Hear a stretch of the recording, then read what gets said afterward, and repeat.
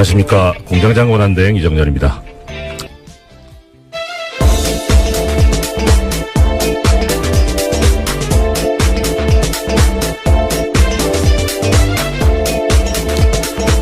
예, 시사인의 김은지입니다.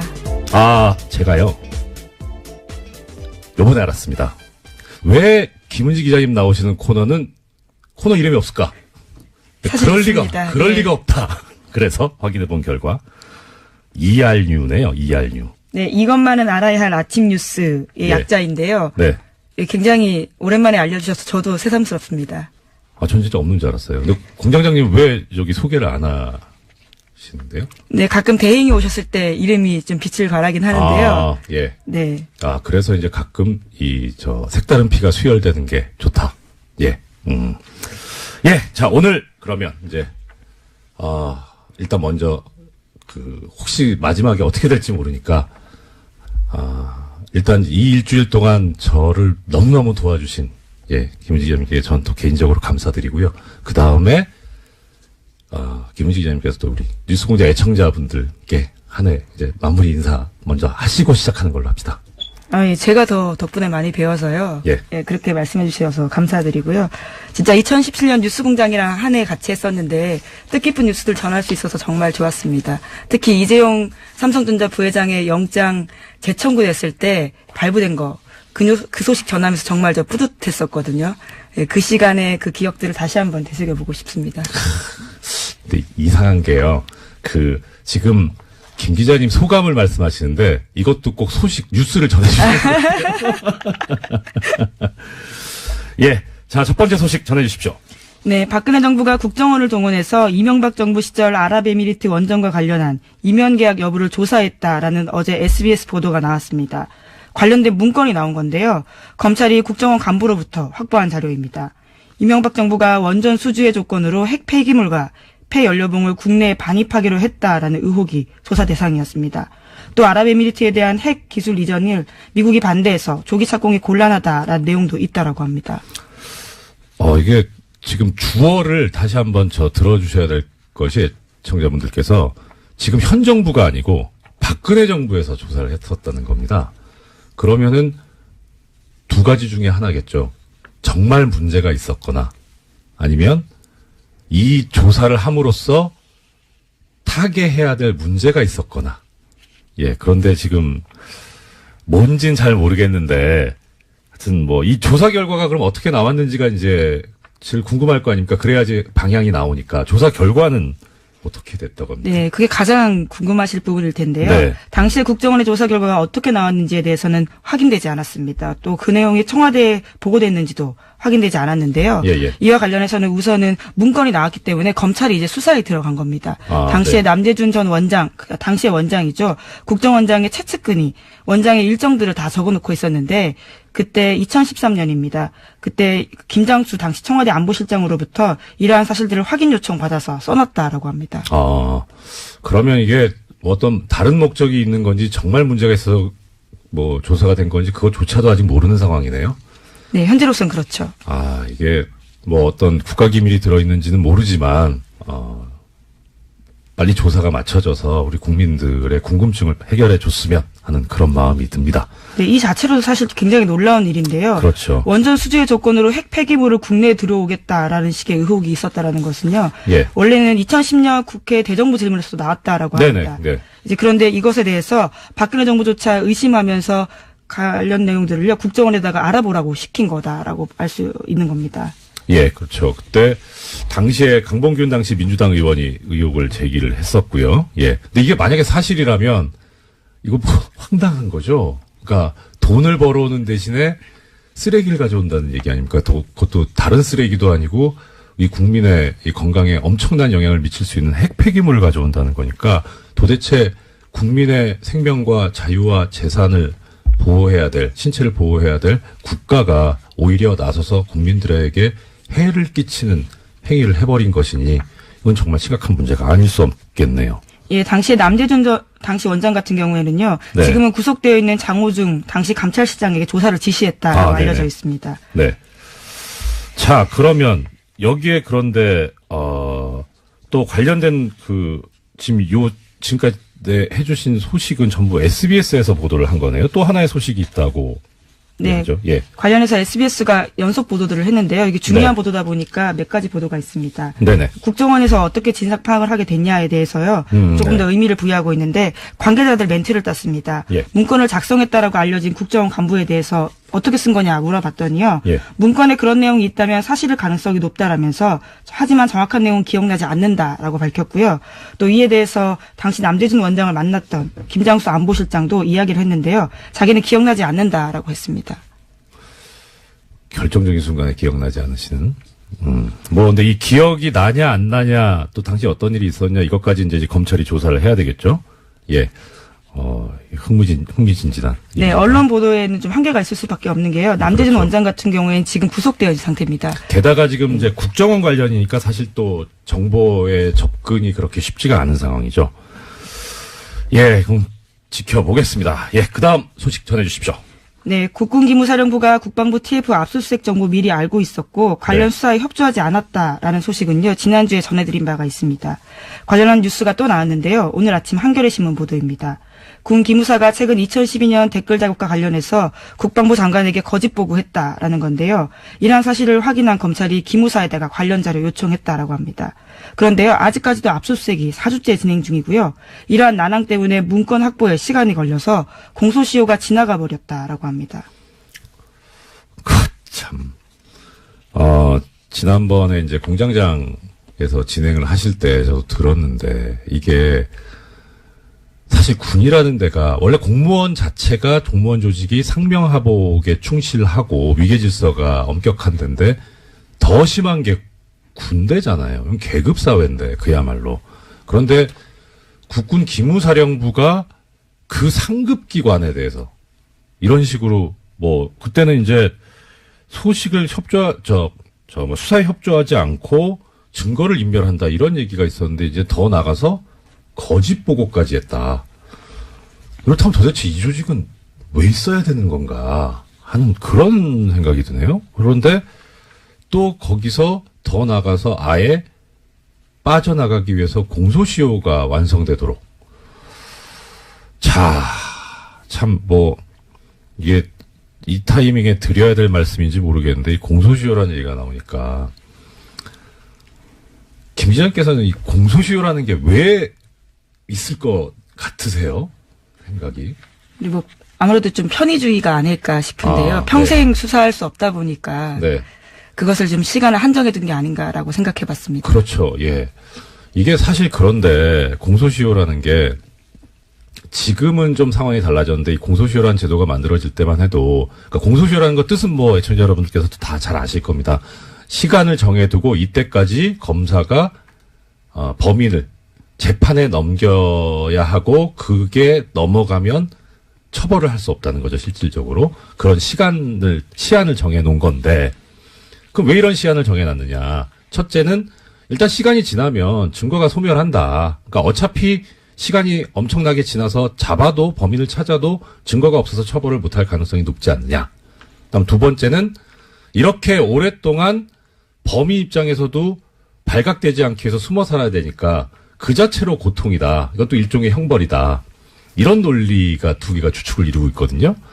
그 처음에 이제 공소시효 제도를 배웠을 때는 뭐 그럴 수도 있겠다 싶었는데 지금 생각해 보면 예를 들어서 지금 우리 증거 중에 제일 또 높게 치는 증거 중에 하나가 DNA잖아요. 이건 시간이 가도 안 변하잖아요. 증거가 소멸한다? 아닌데. 그리고 범인이 오랫동안 도피 생활을 해서 불편할 것 같다. 안 불편할 수도 있을 것 같은데. 근데 지금과 같은 상황이면 사실 버티면 이긴다라고 생각할 것 같습니다. 그렇죠. 오히려 시간을 네. 끌어버리는 그런 상황까지 예. 온 거죠. 그래서 중간에 어떤 일이 있었냐면 해외 도피를 해버리는 아예. 그래서 중간에 형사소송법이 개정이 되면서 해외에 나가 있었던 동안은 공소시효가 그 시간에 넣지 않는 걸로. 기소중지 같은 건가요? 기소중지하고 또 다르다. 다른가요? 예. 기소중지는 검찰이 하는 처분이고요. 아예 그 해외에 나가 있으면 그 기간을 빼는 그런 법 개정이 있었는데 지금 상황 같으면 도대체 공소시효가 왜 있어야 될까? 특히 이제 이런 상황처럼 아예 공소시효를 끝내버리려고 지나가게 하려고 이런 고의적인 시간 끌기. 예. 압수수색이 지금 4주째 진행 중이라는데 방해를 해가지고요. 네, 이미징을 아예 못하게 해서 일일이 키워드 검색을 여전히 하고 있다라고 합니다. 뭐 압수수색이 4일을 걸려도 말이 안 되거든요. 전격적으로 해야 되는 거기 때문에 어떻게 압수수색을 한 달을 하고 있습니까? 이런 작태를 하고 있는 이런 조직이 왜 있어야 하는지도 의문스럽고 또 이런 제도가 왜 있어야 하는지도 참 말이 안 나오네요. 네. 다음 소식 부탁드립니다. 예, 이번에도 공소시효와 관련된 내용이 있습니다. 네. 계속해서 이건희 삼성전자 회장의 차명재산 관련된 내용 알려드리고 있는데요. 네네. 2008년 삼성 비자금 특검에서 드러나지 않았던 이건희 삼성전자 회장의 수천억 원대 차명재산 있다라고 알려드렸습니다.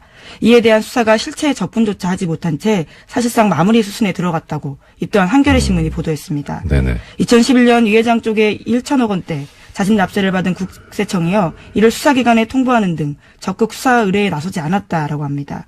그러다 보니까 공소시효가 이것도 지나가고 있다고 하는데요. 다만 한 가지 희망은 있습니다. 공소시효가 남은 2013년에서 2014년 사면계좌에서 발급된 수표가 있어서요. 이것을 어떻게 할지 수사당국의 의지를 봐야 된다라고 합니다. 예. 이것도 그렇게 시간이 많이 남지 않았네요. 자, 그럼 이제 제기되는 문제. 공소시효를 없애면 되지 않냐. 없애는 것까지는 그렇다 치고, 그 다음에 이제 어떻게 되는 거냐. 예, 지금 이것도 지금 공소시효가 문제인데, 그러면은, 공소시효를 없애서 옛날의 행위에까지 그것을 효력을 미칠 수 있을 것이냐 하는 문제가 이제 되겠죠. 뭐 예를 들어서 지금 이제 이 공소시효 다 없앱시다 해가지고, 이 기무사에서 댓글 공작한 거, 이것도 이제 지금 처벌하기로 하고, 뭐 차명재산 이것도 수사해서 처벌하기로 하자 하면, 문제는 소급법이 돼서 이게 우리 헌법상에서 얘기하고 있는 법률 불소급의 원칙에 어긋나니까 문제가 있을 수 있죠. 한 번 이제 이게 문제가 됐었던 적이 있어요. 저 예전에 전두환 노태우 내란 사건에 관해서 특별법이 만들어지면서 그때 공소시효를 없애버렸죠. 그래서 당연히 그 전두환 노태우 이 피고인 쪽에서 이거 공소시효를 이렇게 적용하는 거는 법률 불소급의 원칙에 어긋난다, 위헌이다라고 하면서 주장을 했었는데 거기에 대해서 헌법재판소가 얘기하기를 예외가 있을 수 있다, 모든 법에. 그런데 이런 중대한 일에 예외를 두지 않는다면 도대체 언제 예외를 둬야 하느냐 하면서 합헌이다라는 결정을 한 바가 있습니다.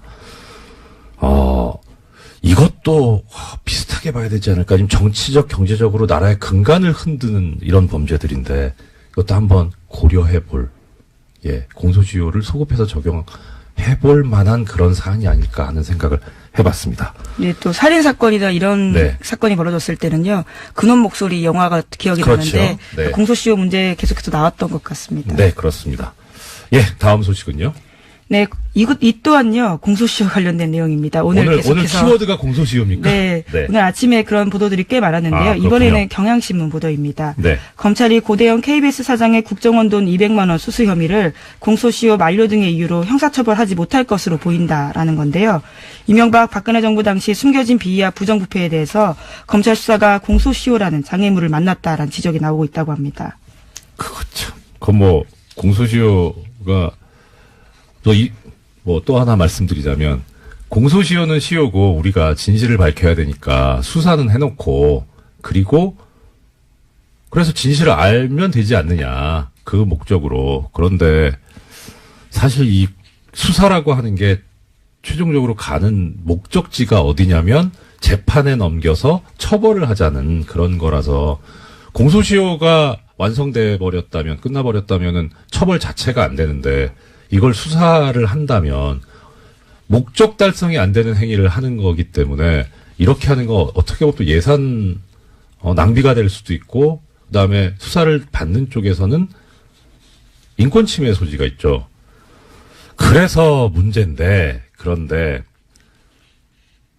이 검찰에서 옛날에 한번 공소시효가 완성됐는데 수사를 했던 적이 있습니다. 혹시 기자님 기억하십니까? 어떤 사건인가요? 노건평 씨 사건에서 공소시효가 완성됐는데 수사를 했어요. 노무현 전 대통령의 형이시죠. 그리고 쭉 수사 결과까지 발표하고 결론이 그거였습니다. 공소시효가 완성돼서 기소하지 않기로 했다고. 그래서 좀 뭐 하는 거냐. 그러니까 그 당시에 검찰이 이런 수사권을 정치적으로 이용을 해가지고 그렇게 흠집을 내기 위해서 처벌 자체가 안 되는 거를 수사까지 하는 그런 권한 남용까지 했는데 그때 보면서 참 이렇게까지 하는구나 싶었죠. 근데 이것도 한번 고민해봐야 될 문제입니다. 그거 관련해서 그때 그 생각이 났습니다. 윤석열 지검장이 했던 유명한 말이 있습니다. 수사권을 가지고 검사가 그렇게 하면 그게 검사냐 깡패지. 네, 다음 소식이요. 네, 2년 전에 역사교과서 국정화를 결정하면서 교육부가 여론조사 실시했다라는 소식 전해드린 바가 네. 있는데요. 그때 여론조사 정황 발견됐었습니다.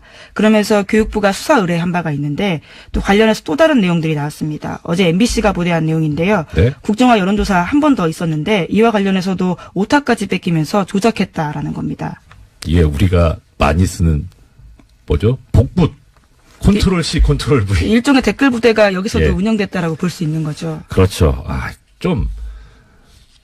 이거는 다른 차원에서 문제인데, 그래도 우리가 생각하고 있는 이 국정교과서가 박근혜 전 대통령이 아버지인 박정희 전 대통령한테 헌정하겠다는 마음으로 만든 거잖아요. 효심에서 한 거면 좀 잘 좀 하지. 오타는 좀 너무하지 않습니까? 아무리 이게 잘못된 거지만 그래도 그쪽 입장에선 나름 사명감을 가지고 한 걸 텐데 오히려 역으로 이런 오타까지 베낀 걸 보면 실제 이 실무진에서는 이걸 하고 싶지 않았던 게 아닐까 하는 생각이 들고요. 이것도 좀 다른 얘기인데 관련해서 지금은요 판결문에 판사들이 전자서명을 하거든요. 미리 이제 서명하고 날인을 다 그 메모리에 넣어가지고 그대로 그냥 클릭만 하면 서명 날인 되게 돼 있는데 옛날에는 종이에다가 서명 날인을 했어요. 이름을 쓰고 도장을 찍었는데 가끔 가다 보면 도장이 뒤집혀 찍혀 있는 경우가 있어요. 뒤집어진다는 게 위아래가. 예, 위아래가요. 그러니까 12시하고 6시, 12시 방향하고 6시 방향이 뒤집혀 있는 거죠. 이게 무슨 소리냐면, 이제 합의부에서 부장판사하고 배석판사 둘이 셋이서 합의를 하는데, 그 합의 결과 마음에 안 드는 거예요. 이 판사는. 그래서 어차피 이게 합의 결과 2대1로 졌기 때문에 이 판결은 나가고 자기는 거기에 서명 날인을 할 수밖에 없지만, 난 이 판결에 동의 못 하겠다. 내심을 드러내시는 건가요? 도장을 거꾸로 찍는 거예요. 그러신 적이 있으신 건가요? 전 한 번 했어요, 한 번. 근데 이게 판사들 사이에서 용인이 돼 있어요. 그러니까 그 정도는 이게 표현을 하자. 예. 그래서 항소심에서 보면 이제 아는 거죠. 이거 논쟁이 심하게 붙었구나. 2대1이었다. 예. 이렇게. 그러니까 이제 항소심에 또 신경을 쓰게 되고. 그러니까 그런 차원에서 일부러 오타를 냈을까? 근데 오타뿐만이 모르겠습니다. 아니라요. 네. 어떤 작성자는 자기가 중3 학생이라고 하면서 찬성 의견을 썼는데요. 바로 1분 뒤에는 다른 의견 올리면서 내 아이를 맡기기에 안심이 된다라면서 학부모를 참칭했다라고 합니다. 중3이 아이가 있을 수 있지 않을까요? 네. 1분 사이에 다시 학부모가 되는 놀라운 기적이 생겼다라고 하는데요. 예. 기적인지, 어떻든, 네. 네, 그런 또 식으로 해서. 다른 건 또 어떻게 있습니까? 네. 예. 그런 식으로 해서 또 이제 접수 마감되는데 45분 남겨놓고요. 갑작스럽게 같은 의견들을 40건 넘게 올리는 사람도 있다고 합니다. 부지런은 해요. 예, 15초에 한 골이기 때문에요. 예. 사실 내용을 보는 게 아니고 컨트롤 C, 컨트롤 V로 붙여넣었다라고 밖에 볼 수 없는데요. 이런 식으로 해서 여론 조작해서 찬성 반대 비율을 8대2까지 끌어올립니다. 이게 진짜 댓글 부대죠. 보면 이게 무슨 프로그램이라고 해야 되나, 무슨 앱이 있다고 하던데요. 이렇게 자동으로 올라가게 해주는 그런 거를 쓰지 않았나 싶기도 하고요. 네, 그래서 자, 당시에 이제 교육부 같은 경우에는 이런 의견 수렴을 핑계로 대서요. 예. 상당수가 국정교과서에 찬성하고 있기 때문에 네. 국정교과서 폐기하지 않고 검정교과서와 혼용하겠다라고 밝혔습니다. 거참.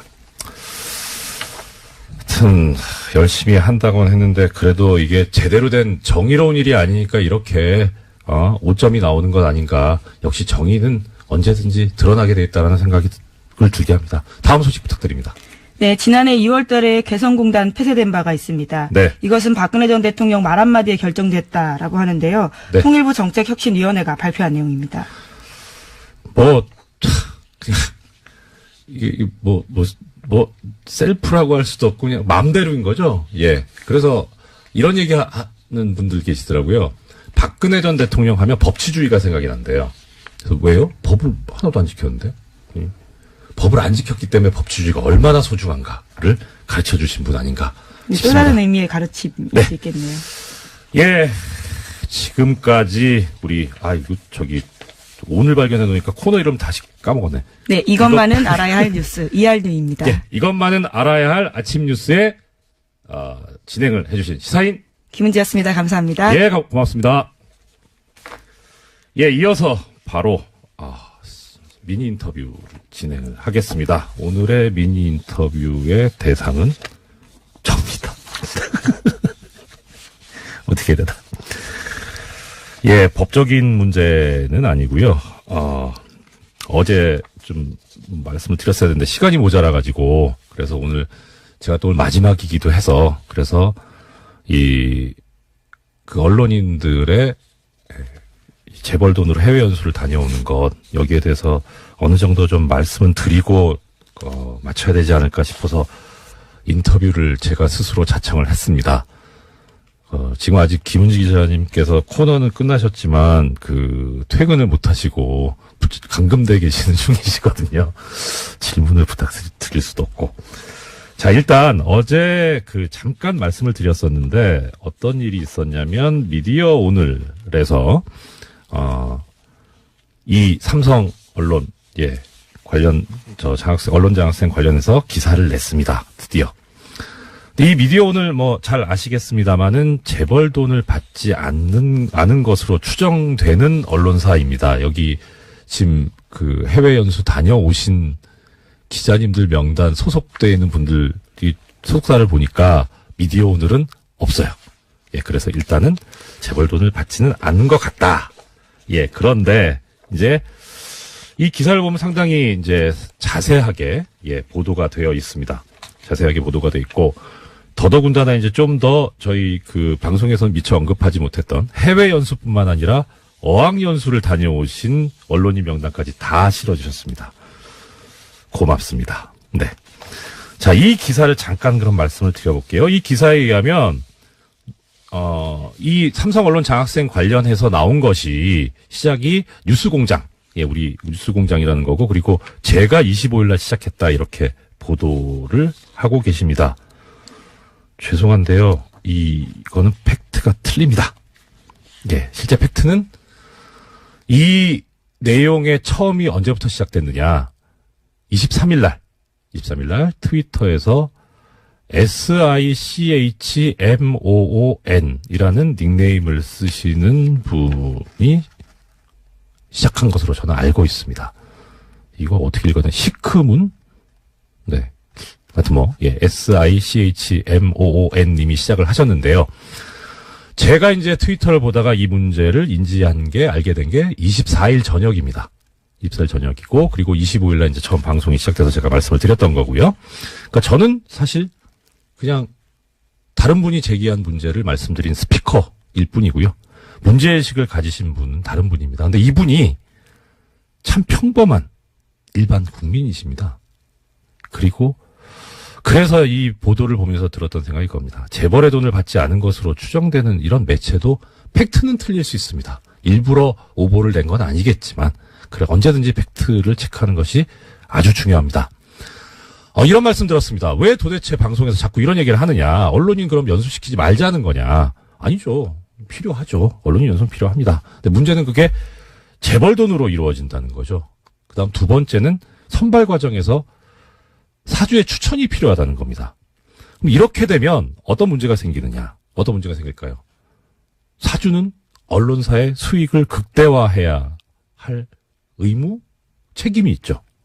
그러니 제가 사주라면 어떻겠습니까? 자, 광고를 많이 줘야 이득이 올라가는데 광고를 주는 데는 그래도 어느 정도 여유가 있는 그런 기업이어야 할 거고 우리나라로 치면은 재벌 아니겠습니까? 그러면 재벌을 옹호하는 기사를 써야 광고가 들어올 거고 그러니 재벌을 옹호하는 그런 기사를 쓰는 언론인을 먼저 추천하고 싶지 않을까요? 그게 인지상정일 것 같아요. 그러니까 역으로 해외 연수를 가고 싶으신 기자님들께서는 내가 저걸 가려면 재벌을 옹호하는 기사를 써줘야 되겠구나라는 생각이 들 수도 있고요. 이건 인지상정일 것 같습니다. 예를 하나 들어보겠습니다. 이 삼성언론재단, 삼성 돈으로 2013년에 연수를 다녀오신 문화일보 기자님이 한 분 계십니다.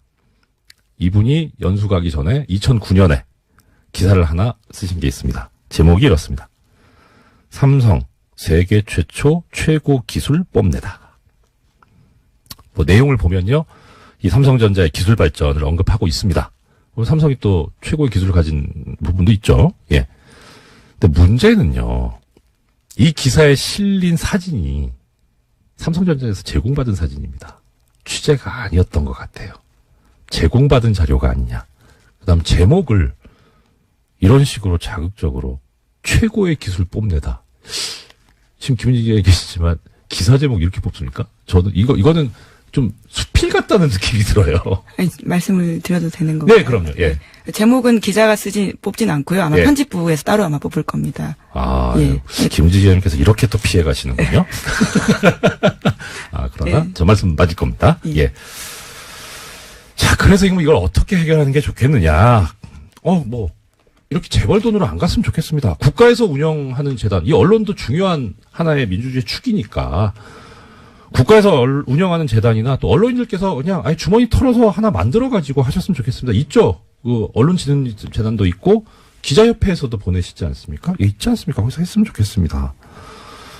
이와 관련해서 2005년도에 보면 한국기자협회보에 실린 기사가 있는데요. 이 대담 토론에 관한 부분입니다. 거기에 지금 참석하신 분이 한겨레 대기업 전문기자, 경향신문 국제부 차장, 언론노조 신문개혁 특별위원장께서 참여하셔가지고 이 문제를 인식하고 얘기를 하십니다. 가장 큰 문제가 뭐냐?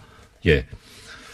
지금 이렇게 갔다 오면 결국은 유혹이 생기지 않겠느냐. 이 재벌이나 기업 쪽에 친화적으로 하는 쪽으로. 그러니까 문제다.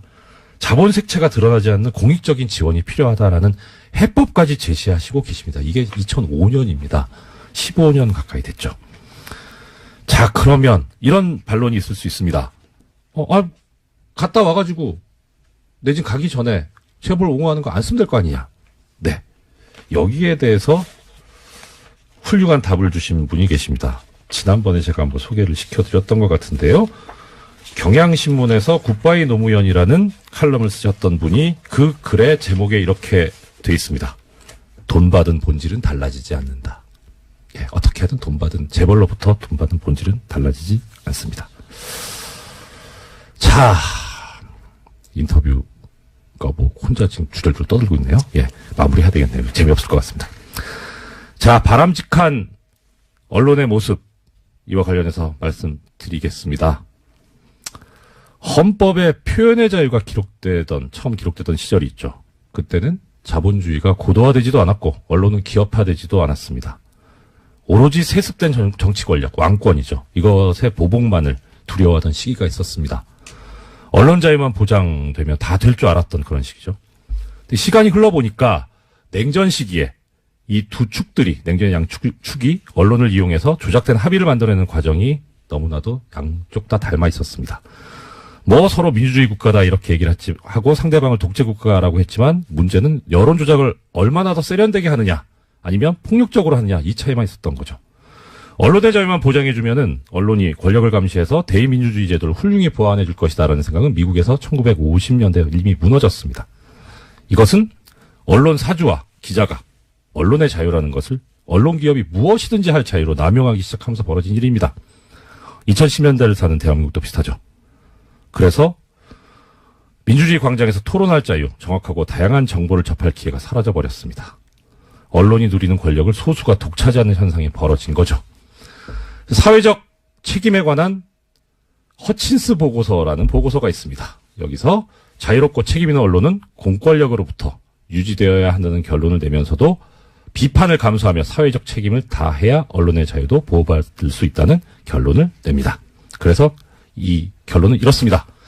언론의 사명은 매일 일어나는 사건들에 대해 정확하고 진실되며 종합적인 보도를 해야 하는 데 있다. 두 번째, 언론은 다양한 설명과 비판이 제한되고 교류되는 광장, 즉 공론에 장애해야 한다. 셋째, 언론은 사회를 구성하는 여러 집단의 대표적인 의견과 입장을 반영해야 한다. 넷째, 언론 매체는 사회가 공유하는 가치나 목적을 명확하게 제시해야 한다.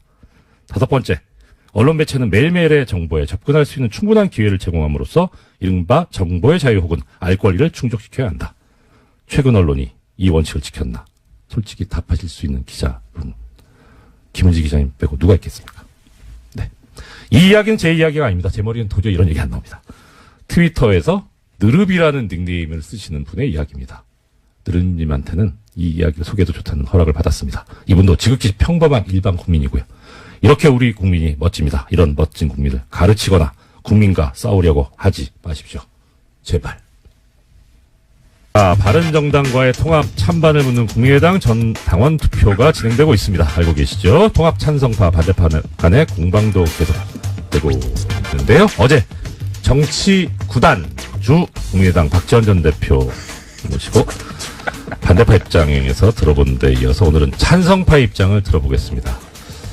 국민의당 장진영 최고위원께서 스튜디오에 직접 나와주셨습니다. 어서 오십시오. 안녕하십니까, 장진영입니다. 반갑습니다.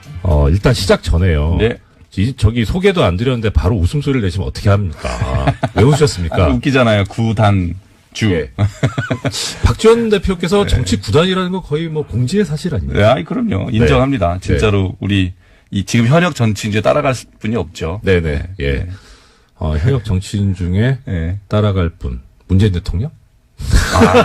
저는 예, 누구를 편파적이다? 타의 추종을 불허한다고 생각합니다. 박지원 대표. 예. 네. 예, 대단하시죠. 그럼 뭐 이따 또 질문 드리겠습니다만. 네.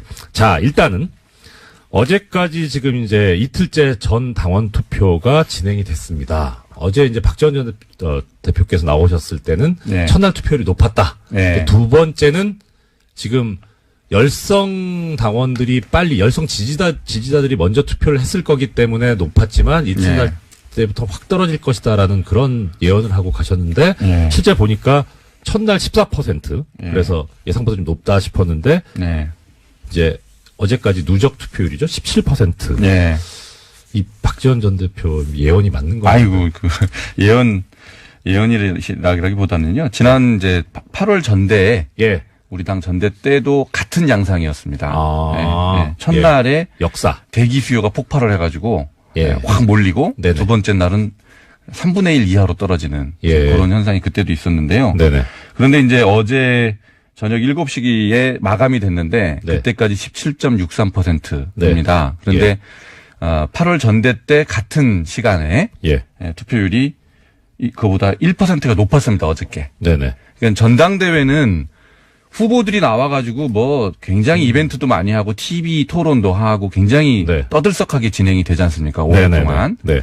그런데도 그것보다도 더 높았다는 거예요, 이번에. 거기에 의미가 있다라고 봐야 될 것 같습니다.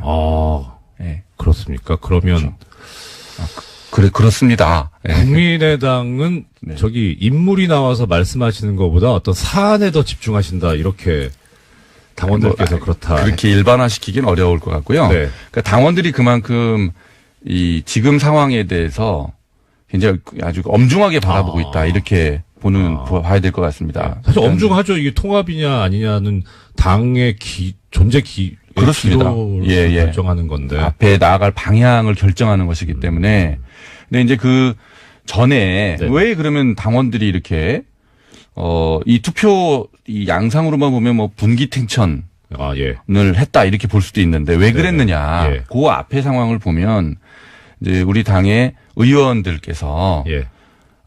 이 통합은 의원들의 반수 이상이 반대하기 때문에 하면 안 된다. 이렇게 이제 계속 말씀을 하셨어요. 네네. 또 이제 그 근거로는 호남의 민심이 이걸 반대한다. 네. 우리 당은 지역적 기반이 호남이기 때문에 호남 민심이 반대하는 것은 하면 안 된다. 이제 이런 논리를 펴셨거든요. 네네. 근데 이제 여기에 대해서 당원들이 다른 생각을 갖고 있는 겁니다. 첫 네. 번째는 네. 우리 다른 경로로 확인해 보면 호남 민심이 통합에 대해서 그렇게 의원들이 얘기하시는 것하고는 다르더라. 예. 그렇게 반대하는 것만은 아니다. 네. 두 번째, 당의 의사결정은 당원들이 하게 돼 있는데 네네. 의원들의 반수가 반대한다고 해서 하면 안 된다라는 것은 예. 우리 당원의 예. 당원 주권주의를 선언한 것에 반하는 것이다. 네. 이런 당원들이 그렇게 이제 반발을 하고 있었습니다. 네. 그것이 이제 전당원 투표가 시작되니까 이런 양태로 투표 형태로 나타났다. 이렇게 보고 있습니다. 네. 그러면 일단 네. 저기 요거 한번 가보고 말씀드릴게요. 어제 이제 박지원 전 대표께서 나오셔가지고 말씀을 하셨고 들려주셨던 건데 네. 아까 이제 TV 토론 말씀하셨습니다만 지난 전당대회 당시 안철수 대표께서 이제 그 얘기하셨던 거를 어제 직접 예. 부탁드리지도 않았는데 예. 본인의 휴대전화를 꺼내서 들려주셨거든요. 한번 예. 어제 들어보셨습니까? 다시 한번 들어보고 가겠습니다. 예. 요새 뭐 많이 돌아다닙니다, 그게. 안 돼요? 아 정말 공장장님 안 계시니까 이런 식으로 대응을 대하나? 아, 그러네요. 어제 문제가 있네요. 내용은 이렇습니다. 정동영 의원 쪽에서 바른정당과 합당을 추진하느냐고 물으니까 하지 않겠다. 예. 그리고 천정배 의원 쪽에서 바른정당과 통합이나 선거연대 하느냐 하니까 생각하지 않는다. 라고 이제 이게 좀 말씀이 달라진 게 아니냐. 이게 이제 네. 최근에 예. 뭐 이런 동영상도 만들어서 반대 쪽에서 네. 이제 유포를 하고 그러고 있는데요. 네네. 이게 첫 번째 끝장 토론 때 네네. 정동영 의원님께서 예. 의원총회에서 말씀하신 내용이에요. 예. 그 안 대표가 앞에 있는데 이제 이 내용을 가지고 공격을 하셨어요. 예. 그리고 그때 안 대표의 답변이 있었습니다. 네. 근데 이제 그때 뭐라 그랬냐면 8월 전대 당시의 바른정당과 네. 지금의 바른정당이 같으냐. 예. 그때의 바른정당은 20명짜리 정당이었는데 예. 그때 구성원들하고 지금 구성원이 다르죠. 9명이 자유한국당으로 돌아갔지 않습니까? 네. 그중에 이제 김무 대의원이 계시죠. 그죠? 그분을 비롯한 9분이 돌아간 바른정당하고 계신 바른정당하고 말씀 죄송한데요. 네. 복귀했다가 좋은 용을 돌아갔다 하면 왠지 이렇게 좀 복귀가 돌아갔다는 말 아닌가요? 이거 네. 저렇게 그렇죠. 사망의 네, 그러네요. 높임말 같아서 네. 자유한국당으로 다시 들어가셨는데 돌아가게 하시고 싶은가요? 그런 거 아니죠. 바른정당이 그래서 다르다는 거예요. 네. 같은 당이 아니다. 근데 이제 그거는 저도 전적으로 동감하는데 네. 만약에 지금 20명짜리 바른정당이었으면 제가 앞장서서 저는 반대했을 것 같아요. 저라도. 그러니까 그때 바른정당은 별로 바르게 보이지 않는 정당으로 저는 봤거든요. 예. 근데 지금은 되게 순도가 높아졌다 그런 표현을 그때 하셨는데 저도 동의하는 부분입니다. 네. 그래서 8월 전당대회 때의 상황과 지금이 다른데 네. 같은 잣대를 들이대는 것은 저는 합리적이지 않다. 사정 변경이 생겼다 우리 쪽 용어로. 그렇습니다. 네.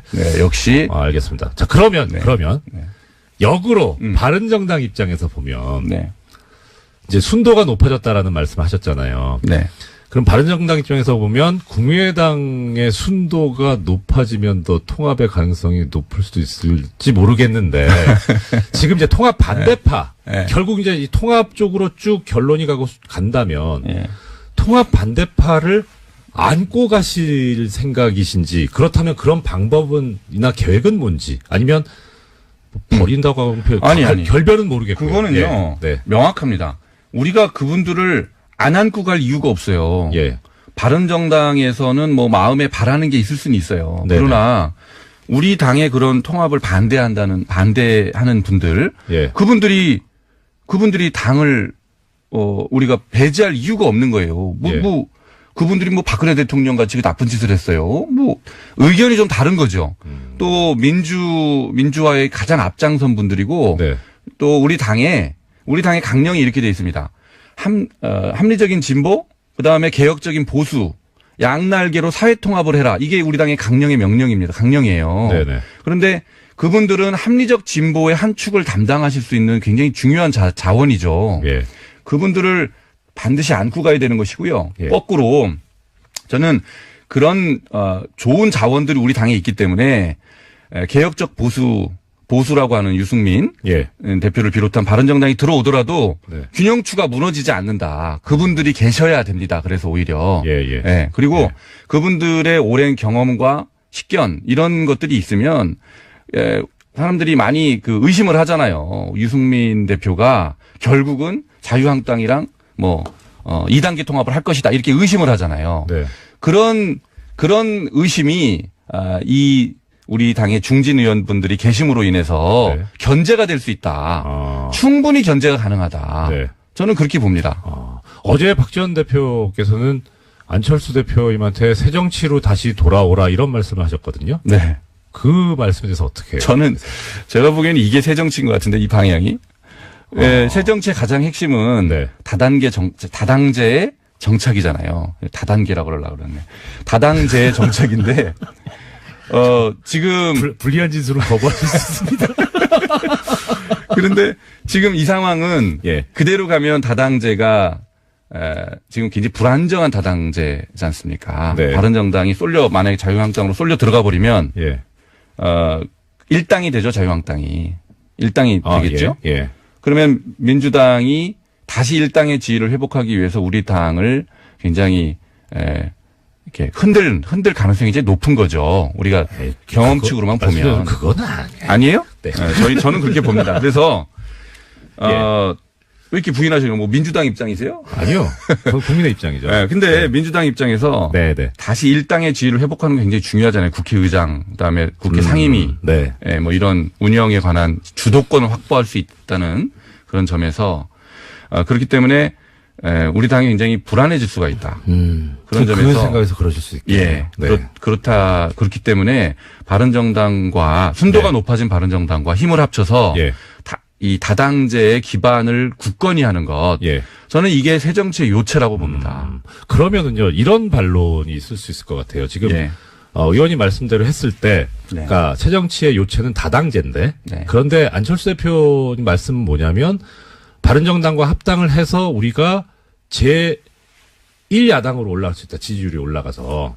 네. 예. 그런데 그 와중에 지금 엊그제 나온 바른정당 쪽의 통합 찬성파인 하태경 의원은 뭐라고 하셨냐면 네. 본인의 목표는 자유한국당 소멸이고 홍준표 대표가 물러나게 하는 거다. 네. 정치에서 이제 네. 홀 못되게 예. 그렇죠. 홀 못하게 하는 거다라고 네. 하셨거든요. 네네. 그러면 자유한국당이 소멸돼 버리면 이 다당제라고 하는 네. 애초에 처음에 이 새정치의 그림은 엉망하지 않나? 예. 뭐 예. 그런 또 비판이 논리적으로 가능할 수 있어요. 예. 근데 우리가 생각하는 바람직한 다당제는 네. 자유한국당이 없어도 가능하다고 봅니다. 다른 정당이 출연해야 되죠. 네. 더 바람직한 정당. 예. 예. 뭐 지금 녹색당이나 예. 예. 예? 이런 건전한 정당들이 예. 출연할 수 있는 원내에 진입할 수 있는 기반을 만드는 게 다당제의 요체지. 예. 자유한국당이 계속 있게 하는 게 저는 중요하다고 생각하지 않습니다. 그 당은 없어져야 되는 당이에요. 예. 우리가 극복해야 되는 당입니다. 그러면은 지금 이 말씀을 뭐 녹색당이든 정의당이든 이쪽 네. 소수당이 더 네. 진출할 수 있는 선거구제 개혁까지 그때 여쭤봐야 될 시간이 다 됐네요. 네? 죄송합니다. 뭐 얘기도 못했는데 그렇게 예, 벌써 지금까지 끝나요? 예, 네? 고맙습니다. 에 대해서는 확인되지 않았습니다. 또 그 내용이 청와대에 보고됐는지도 확인되지 않았는데요. 예, 예. 이와 관련해서는 우선은 문건이 나왔기 때문에 검찰이 이제 수사에 들어간 겁니다. 당시에 네. 남재준 전 원장, 당시의 원장이죠. 국정원장의 최측근이 원장의 일정들을 다 적어놓고 있었는데 그때 2013년입니다. 그때 김장수 당시 청와대 안보실장으로부터 이러한 사실들을 확인 요청 받아서 써놨다라고 합니다. 그러면 이게 어떤 다른 목적이 있는 건지 정말 문제가 있어서 뭐 조사가 된 건지 그것조차도 아직 모르는 상황이네요. 네, 현재로서는 그렇죠. 이게 뭐 어떤 국가기밀이 들어있는지는 모르지만 빨리 조사가 맞춰져서 우리 국민들의 궁금증을 해결해 줬으면 하는 그런 마음이 듭니다. 네, 이 자체로도 사실 굉장히 놀라운 일인데요. 그렇죠. 원전 수주의 조건으로 핵 폐기물을 국내에 들어오겠다라는 식의 의혹이 있었다라는 것은요. 예. 원래는 2010년 국회 대정부 질문에서도 나왔다라고 합니다. 네네. 네. 이제 그런데 이것에 대해서 박근혜 정부조차 의심하면서 관련 내용들을요 국정원에다가 알아보라고 시킨 거다라고 알 수 있는 겁니다. 예, 그렇죠. 그때 당시에 강봉균 당시 민주당 의원이 의혹을 제기를 했었고요. 예. 근데 이게 만약에 사실이라면 이거 뭐 황당한 거죠. 그러니까 돈을 벌어오는 대신에 쓰레기를 가져온다는 얘기 아닙니까? 그것도 다른 쓰레기도 아니고 이 국민의 이 건강에 엄청난 영향을 미칠 수 있는 핵 폐기물을 가져온다는 거니까 도대체 국민의 생명과 자유와 재산을 보호해야 될, 신체를 보호해야 될 국가가 오히려 나서서 국민들에게 해를 끼치는 행위를 해버린 것이니 이건 정말 심각한 문제가 아닐 수 없겠네요. 예, 당시에 남재준 당시 원장 같은 경우에는요. 네. 지금은 구속되어 있는 장호중 당시 감찰실장에게 조사를 지시했다라고 네네. 알려져 있습니다. 네. 자, 그러면 여기에 그런데 또 관련된 지금까지 해주신 소식은 전부 SBS에서 보도를 한 거네요. 또 하나의 소식이 있다고 네. 얘기죠. 예. 관련해서 SBS가 연속 보도들을 했는데요. 이게 중요한 네. 보도다 보니까 몇 가지 보도가 있습니다. 네네. 국정원에서 어떻게 진상 파악을 하게 됐냐에 대해서요. 조금 네. 더 의미를 부여하고 있는데 관계자들 멘트를 땄습니다. 예. 문건을 작성했다라고 알려진 국정원 간부에 대해서 어떻게 쓴 거냐 물어봤더니요. 예. 문건에 그런 내용이 있다면 사실일 가능성이 높다라면서 하지만 정확한 내용은 기억나지 않는다라고 밝혔고요. 또 이에 대해서 당시 남대준 원장을 만났던 김장수 안보실장도 이야기를 했는데요. 자기는 기억나지 않는다라고 했습니다. 결정적인 순간에 기억나지 않으시는. 뭐, 근데 이 기억이 나냐, 안 나냐, 또 당시 어떤 일이 있었냐, 이것까지 이제 검찰이 조사를 해야 되겠죠? 예. 흥미진진한. 네, 일입니다. 언론 보도에는 좀 한계가 있을 수밖에 없는 게요. 남대준 그렇죠. 원장 같은 경우에는 지금 구속되어 있는 상태입니다. 게다가 지금 이제 국정원 관련이니까 사실 또 정보의 접근이 그렇게 쉽지가 않은 상황이죠. 예, 그럼 지켜보겠습니다. 예, 그 다음 소식 전해주십시오. 네, 국군기무사령부가 국방부 TF 압수수색 정보 미리 알고 있었고 관련 네. 수사에 협조하지 않았다라는 소식은요. 지난주에 전해드린 바가 있습니다. 관련한 뉴스가 또 나왔는데요. 오늘 아침 한겨레 신문 보도입니다. 군 기무사가 최근 2012년 댓글 작업과 관련해서 국방부 장관에게 거짓 보고했다라는 건데요. 이러한 사실을 확인한 검찰이 기무사에다가 관련 자료 요청했다라고 합니다. 그런데요. 아직까지도 압수수색이 4주째 진행 중이고요. 이러한 난항 때문에 문건 확보에 시간이 걸려서 공소시효가 지나가 버렸다라고 합니다. 참.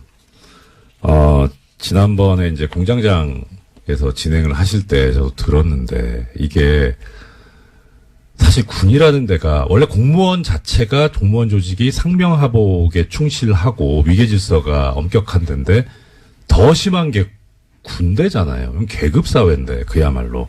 그런데 국군 기무사령부가 그 상급 기관에 대해서 이런 식으로 뭐 그때는 이제 소식을 수사에 협조하지 않고 증거를 인멸한다 이런 얘기가 있었는데 이제 더 나가서 거짓 보고까지 했다. 그렇다면 도대체 이 조직은 왜 있어야 되는 건가 하는 그런 생각이 드네요. 그런데 또 거기서 더 나가서 아예 빠져나가기 위해서 공소시효가 완성되도록. 자, 참 이게 이 타이밍에 드려야 될 말씀인지 모르겠는데 이 공소시효라는 얘기가 나오니까 김 기자님께서는 이 공소시효라는 게 왜 있을 것 같으세요? 생각이. 그리고 아무래도 좀 편의주의가 아닐까 싶은데요. 아, 평생 수사할 수 없다 보니까 네. 그것을 좀 시간을 한정해 둔 게 아닌가라고 생각해 봤습니다. 그렇죠. 예. 이게 사실 그런데 공소시효라는 게 지금은 좀 상황이 달라졌는데 이 공소시효라는 제도가 만들어질 때만 해도 그러니까 공소시효라는 거 뜻은 뭐 애청자 여러분들께서도 다 잘 아실 겁니다. 시간을 정해두고 이때까지 검사가 범인을 재판에 넘겨야 하고 그게 넘어가면 처벌을 할 수 없다는 거죠. 실질적으로 그런 시한을 정해놓은 건데 그럼 왜 이런 시한을 정해놨느냐. 첫째는 일단 시간이 지나면 증거가 소멸한다. 그러니까 어차피 시간이 엄청나게 지나서 잡아도 범인을 찾아도 증거가 없어서 처벌을 못할 가능성이 높지 않느냐. 그다음 두 번째는 이렇게 오랫동안 범인 입장에서도 발각되지 않기 위해서 숨어 살아야 되니까 그 자체로 고통이다. 이것도 일종의 형벌이다. 이런 논리가 두 개가 추측을 이루고 있거든요. 그 처음에 이제 공소시효 제도를 배웠을 때는 뭐 그럴 수도 있겠다 싶었는데 지금 생각해 보면 예를 들어서 지금 우리 증거 중에 제일 또 높게 치는 증거 중에 하나가 DNA잖아요. 이건 시간이 가도 안 변하잖아요. 증거가 소멸한다? 아닌데. 그리고 범인이 오랫동안 도난 노태우 이 피고인 쪽에서 이거 공소시효를 이렇게 적용하는 거는 법률 불소급의 원칙에 어긋난다. 위헌이다라고 하면서 주장을 했었는데 거기에 대해서 헌법재판소가 얘기하기를 예외가 있을 수 있다. 모든 법에. 그런데 이런 중대한 일에 예외를 두지 않는다면 도대체 언제 예외를 둬야 하느냐 하면서 합헌이다라는 결정을 한 바가 있습니다. 이것도 비슷하게 봐야 되지 않을까. 지금 정치적, 경제적으로 나라의 근간을 흔드는 이런 범죄들인데 이것도 한번 고려해 볼, 공소시효를 소급해서 적용해 볼 만한 그런 사안이 아닐까 하는 생각을 해봤습니다. 네, 또 살인 사건이나 이런 네. 사건이 벌어졌을 때는요. 근원 목소리 영화가 기억이 그렇죠. 나는데 네. 공소시효 문제 계속해서 나왔던 것 같습니다. 네, 그렇습니다. 예, 다음 소식은요. 네, 이 또한요, 공소시효 관련된 내용입니다. 오늘 계속해서. 키워드가 공소시효입니까? 네, 오늘 아침에 그런 보도들이 꽤 많았는데요. 이번에는 경향신문 보도입니다. 네. 검찰이 고대영 KBS 사장의 국정원 돈 200만 원 수수 혐의를 공소시효 만료 등의 이유로 형사처벌하지 못할 것으로 보인다라는 건데요. 이명박 박근혜 정부 당시 숨겨진 비위와 부정부패에 대해서 검찰 수사가 공소시효라는 장애물을 만났다라는 지적이 나오고 있다고 합니다. 그거 참. 공소시효가 또 하나 말씀드리자면, 공소시효는 시효고, 우리가 진실을 밝혀야 되니까, 수사는 해놓고, 그래서 진실을 알면 되지 않느냐. 그 목적으로. 그런데, 사실 이 수사라고 하는 게, 최종적으로 가는 목적지가 어디냐면, 재판에 넘겨서 처벌을 하자는 그런 거라서, 공소시효가 완성돼 버렸다면, 끝나버렸다면은, 처벌 자체가 안 되는데, 이걸 수사를 한다면 목적 달성이 안 되는 행위를 하는 거기 때문에 이렇게 하는 거 어떻게 보면 또 예산 낭비가 될 수도 있고, 그다음에 수사를 받는 쪽에서는 인권 침해 소지가 있죠. 그래서 문제인데, 그런데 이 검찰에서 옛날에 한번 공소시효가 완성됐는데 수사를 했던 적이 있습니다. 혹시 기자님 기억하십니까? 어떤 사건인가요? 노건평 씨 사건에서 공소시효가 완성됐는데 수사를 했어요. 노무현 전 대통령의 형이시죠. 그리고 쭉 수사 결과까지 발표하고 결론이 그거였습니다. 공소시효가 완성돼서 기소하지 않기로 했다고. 그래서 뭐 하는 거냐. 그러니까 그 당시에 검찰이 이런 수사권을 정치적으로 이용을 해가지고 그렇게 흠집을 내기 위해서 처벌 자체가 안 되는 거를 수사까지 하는 그런 권한 남용까지 했는데, 그때 보면서 참 이렇게까지 하는구나 싶었죠. 근데 이것도 한번 고민해봐야 될 문제입니다. 그거 관련해서 그때 그 생각이 났습니다. 윤석열 지검장이 했던 유명한 말이 있습니다. 수사권을 가지고 검사가 그렇게 하면 그게 검사냐, 깡패지. 안녕하십니까. 공장장 권한대행 이정렬입니다.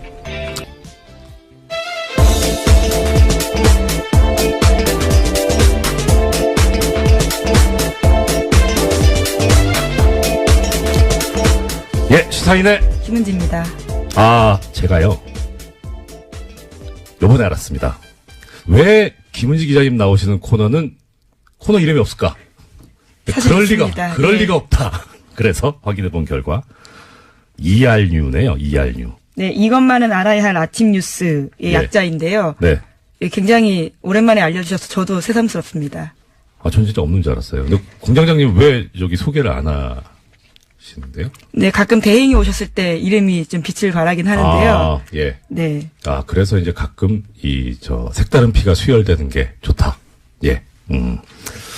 자, 오늘 그러면 이제 일단 먼저 혹시 마지막에 어떻게 될지 모르니까 일단 이 일주일 동안 저를 너무너무 도와주신 김은지 기자님께 전 또 개인적으로 감사드리고요. 그 다음에 김은지 기자님께서 또 우리 뉴스공장 애청자분들께 한 해 이제 마무리 인사 먼저 하시고 시작하는 걸로 합시다.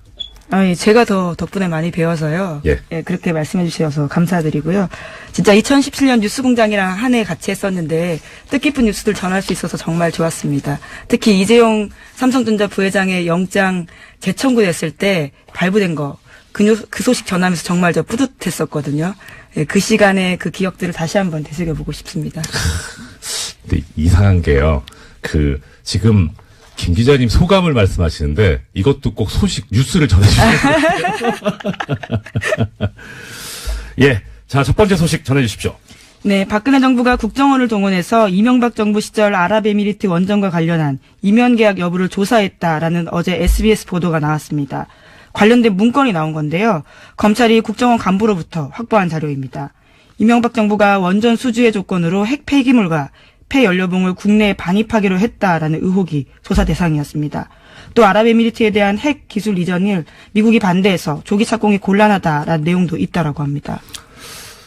이게 지금 주어를 다시 한번 들어주셔야 될 것이, 청자분들께서 지금 현 정부가 아니고 박근혜 정부에서 조사를 했었다는 겁니다.